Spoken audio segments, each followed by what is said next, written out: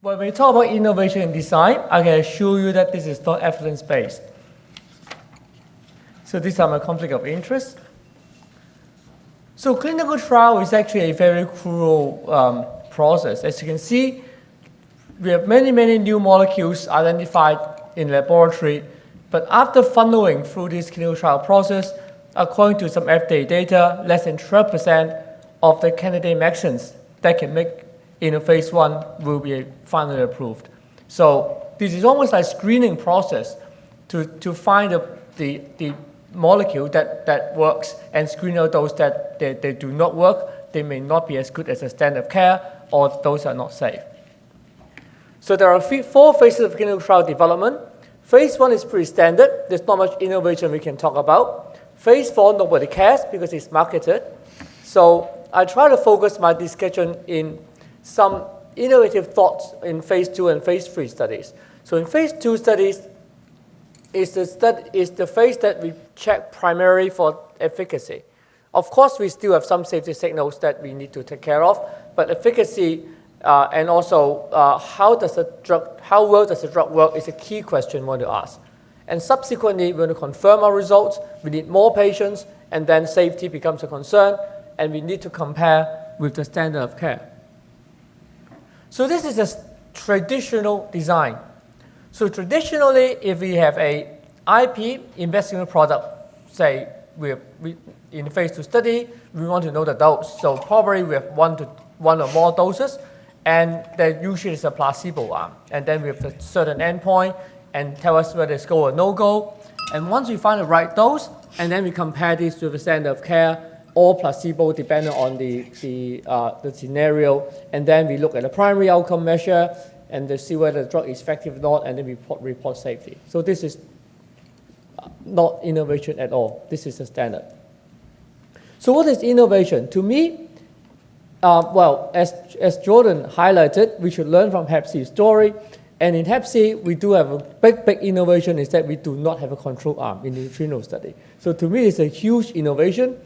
If you look at the FISSION study, the genotype 2 and 3 HCV infection, it's still compared with standard of care. That is pegvibrine, a standard of care, versus SOF plus riba. But in neutrino study, in genotype 1, 4, 5, and 6, SOF plus PEG plus riba monotherapy, then it leads to the registration of the regimen. But can we repeat the same innovation in Hep B as in Hep C?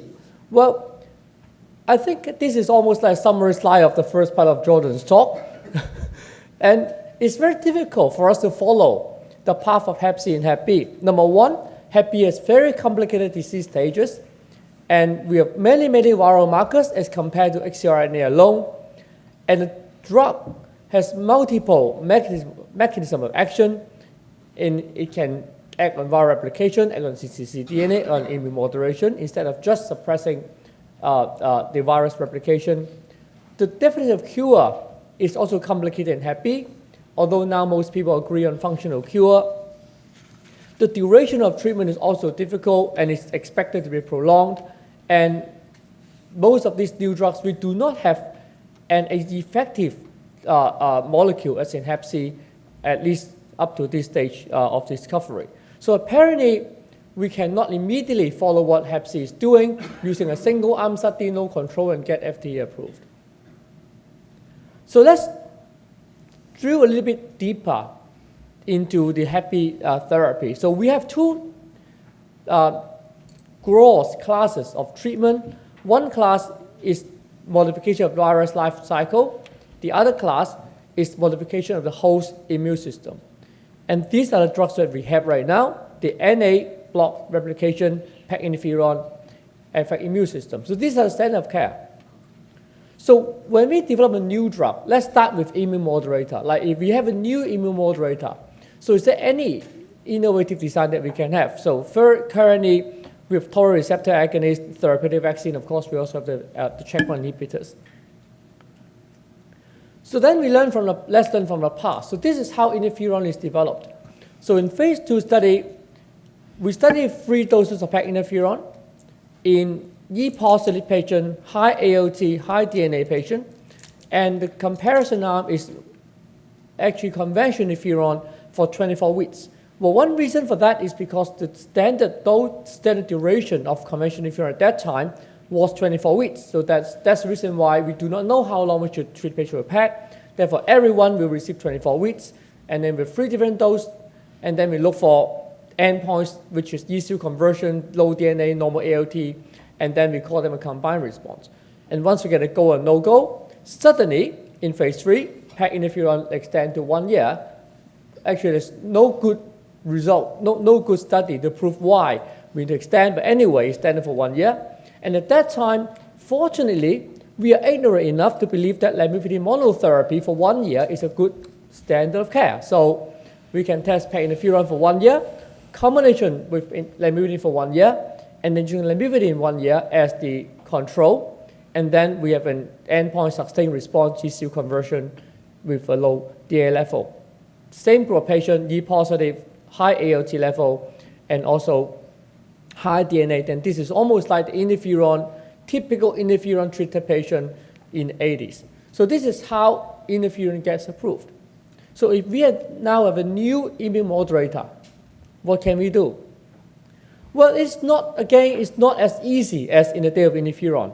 Number one, in patients, now we know that we can treat NA-treated patients instead of just treatment-naive patients. Because in the past, we thought that normal ALT patient won't respond to interferon, so nobody is going to treat those patients. But right now, we have a lot of evidence suggesting that patients under NA can still have immune system stimulated, and some even go into S loss if they treat with immune moderation. So now we have 2 groups of patients. Now for ALT level, with a lot of experience with conventional interferon, we know that even patients with high ALT up to 10 times of the normal, we still can use conventional interferon. So that's the same for PEG interferon. But now, if you have a new immune modulator, well, with the high concern of ALT flare, I think it would be very brave if you include patients with 10 times ALT up to normal into your study. Now, duration of treatment is another trick. If you read the interferon story, conventional interferon has a standard duration of 24 weeks. At that time, it was an old day that no one really looked into why 24 weeks, but anyway, that's the standard of care. But right now, PEG interferon has a much longer duration. It's 48 weeks. So if you really want to compare with standard of care, the duration of the study is going to be significantly longer. And if you shorten the duration of PEG interferon, then you may have difficulty interpreting the results. Now, endpoint is another one. You read interferon studies, the endpoint is simple, E0 conversion and low DNA, and they only study E positive patients. So right now, we also have E negative patients, and all of us want S loss, which is much higher bar to pass. And for combination therapy, we have too many drugs to combine. In the past, we can only combine with lamivudine, and it's only first tested in a phase 3 study. It's not tested even in the phase 2 study. So right now, if we have a new immodulator, we are in a more difficult position with a high complexity of patient, higher bar of standard of care, and also more uncertainty to design the trial. So what can we do? Now, this is actually what I think that we can think of. Like if we have a new immune modulator, well, we have to think about both E positive, E negative patients. We also think about treatment-naive patients and also those on NA. But of course, it's not in the same study, but we have to prioritize which group of patients to treat. ALT should not be too high. IRB should put 2 times, maybe up to 5 times, but definitely not up to 10 times. It would be too brave to do it. We still need to assess the dose. So number one, we need to think about different doses. The control group possibly is a placebo because if you want a short duration of therapy, like 24 weeks or even shorter than 24 weeks, then interferon may not be a good control group. Otherwise, it's actually very hard to explain to the patient why you only receive 12 weeks of PEG interferon, and that's actually not here or there. We need to assess almost all endpoints because we will not expect to see S loss so soon. So we have to look at S decline, E loss, ECU conversion, DNA, and everything. But there's still lots of consideration. Number one is the safety. We want to include patients of high ALT level because, after all, we want to generalize the use of the drug. And based on the experience of interferon, high ALT patient does not mean unsafe. But then we have to concern about safety. We have uncertain benefit to combine this with NA. So with PEG interferon, we know with very controversial results, de novo combination is no added benefit. But for those patients on long-term NA, once we switch to interferon, add on interferon, we do see some patients with S loss. We do not want the phase 2 study to be too long, but then the signal of go to no-go becomes less obvious. There's no appropriate control, even up to 24 weeks, not to mention even for a shorter period of time. So placebo may be the only thing that we can use. And it's very hard to achieve S loss, and we need other surrogate markers. But we know that our surrogate markers are not really accurate. Probably QS decline is needed. So let's say if we really have a good, we found a dose, it's a go decision, and we have to move into phase 3, then what can we do? I think if it is an immune modulator, at least we have to beat PEG interferon, because if we cannot beat PEG interferon, it's very hard to convince everybody that, yeah, this is drug to go, this is better than the standard of care. So 48 weeks, it seems that it's hard to escape. But we still can combine with NA, but use PEG interferon monotherapy as the standard of care. Again, the combination of NA benefits is uncertain, and we can't escape PEG interferon, although we do not like it. But some people will combine with PEG interferon, but to me, I will not recommend this because, number one, two immune modulation mechanistically is not too appealing, and we also increase the risk of flare. And we need to demonstrate functional cure, so SHE loss after stopping treatment has to be the primary endpoint because we are working on HBV cure. Otherwise, I just put patient on NA.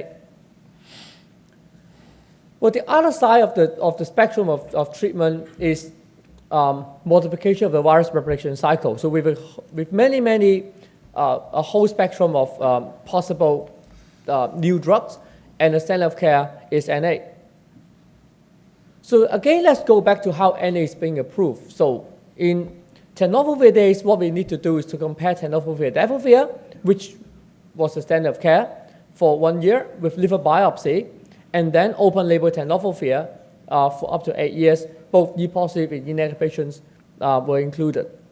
And the latest TAF development program, in the phase 1b study, it was only 4 weeks compared with tenofovir, which was standard of care, with different doses of TAF. And then once you pick the right dose, which is 25 milligrams, in the subsequent phase 3 study, is a randomized control trial, initially 2 years, subsequent extended 3 years, followed by another 5 years of open-label TAF. So this is what we need.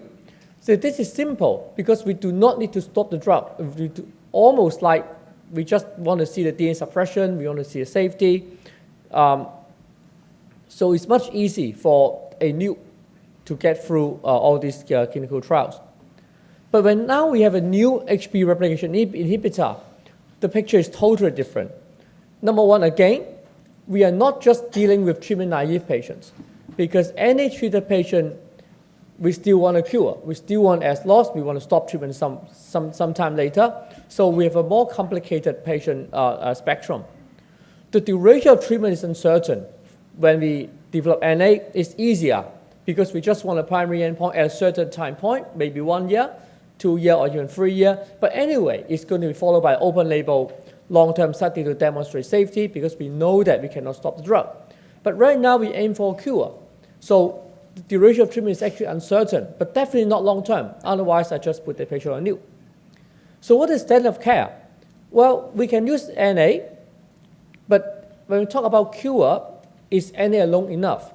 So this is one difficult area. And efficacy measure is going to be more difficult because in NA era, we just measure DNA suppression. But right now, we have too many things to measure. And ultimately, we still want an S loss, which is a very, very high bar to pass. And there are many possible combinations that we can use. So one innovation is actually I learned from the FDA development scheme for Hep C. As you can see, there are many molecules before any molecules are named. We can actually combine them in different ways and test in different durations in the phase 2 study before move into phase 3 study. So can we do the same thing in development of HBV drugs? So let's say we have a new HBV replication inhibitor, no matter what mechanism it is. So we can pick E positive, E negative patient. Well, we prefer treatment-naive patients because then we can see the DNA change.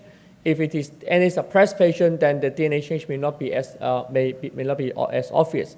And in phase 2 studies, clearly we still need to show a dose ranging effect. We need to find a dose. NA, well, if it's a drug that blocks replication of hepatitis B virus, then it may be wise to combine with NA, be it a sequential or simultaneous combination, because probably NA will help in the replication cycle inhibition. The control arm, well, it can be placebo, it can be NA, but again, we look at various endpoints because we're going to stop the drug pretty early. The difficulty is that, again, we know that we can't achieve S loss. So we rely heavily on surrogates. Unless we do liver biopsy, but with such a short duration of study, it's very hard to convince patients to do biopsy. So it's very hard to measure cccDNA. And the combination treatment is probably needed. We know that a single drug may not be enough. Yeah, but the regimen is uncertain. So probably we have to test various regimens before we can find the ultimate regimen. We do not like PEG interferon in the ultimate cure.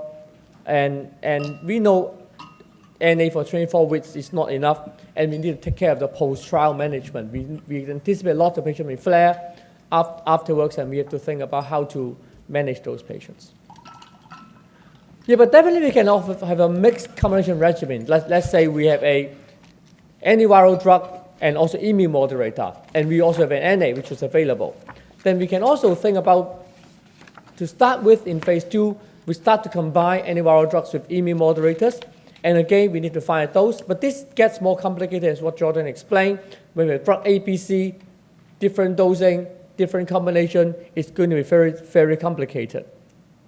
And duration of treatment is also another variable that we'll think about, whether a shorter duration or longer duration is needed, and can we do it with a control group is one huge controversy. And when we move into phase 3, then probably we hope that we can get rid of control group by that time, but clearly we need to aim for S loss, and the treatment duration must be addressed, because say if 40 weeks is not good enough for a functional cure, how about longer? Is longer acceptable? So how long is acceptable? Right now, most people believe that 1 year is good enough, but if I tell you 2 years can give you 50% S loss, and everyone say, oh, that's quite good. So I think the duration of treatment is another issue we have to think about. So based on the HPV treatment endpoint workshop last year, actually it's very close to here, there are a few hints that we can use to follow. Number one is early trials should be conducted in treatment-naive E antigen positive patients with active disease, or virus suppressed E positive E negative patients, because these patients need treatment. And proof of principle and safety data must be first established in non-cirrhotic patients. So we do not start with cirrhotic patients. And heterogeneous patient groups should be studied separately or stratified, so don't mix patients together. And randomized controlled trials are definitely needed. For immune-tolerant patient, inactive patient, we have to compare placebo because they do not need treatment if at least with the current regimens that we have, or against active treatment for patients with active disease or cirrhosis. So these are some guidelines that we can follow. So after preparing this talk, of course, I have no answer to the innovative study design question, but I think we need something to move ahead. Number one, if we need to understand better the meaning of the surrogate markers for functional cure, we need to understand the biological meaning behind, say, RNA, core antigen, ultrasensitive S antigen, or any other new biomarkers or immune markers, so that we can decide better a go or no-go decision, or to facilitate the development of new antiviral drugs. We also need to standardize the current tests that we have, like HBRNA assay, cccDNA assay. We do not have a real standardized assay to work on. So I think this is one thing that is worth putting effort in. Ultimately, we probably need a combination therapy for happy cure, So early combination with different mechanisms should be explored so that the program of HPV cure can be expedited. As Jordan has just mentioned, it's actually an art to find the partners to combine. Not necessarily each drug is very potent as a monotherapy. Sometimes it's a chemistry, and sometimes it's a bit of luck. So with that, I want to thank you very much.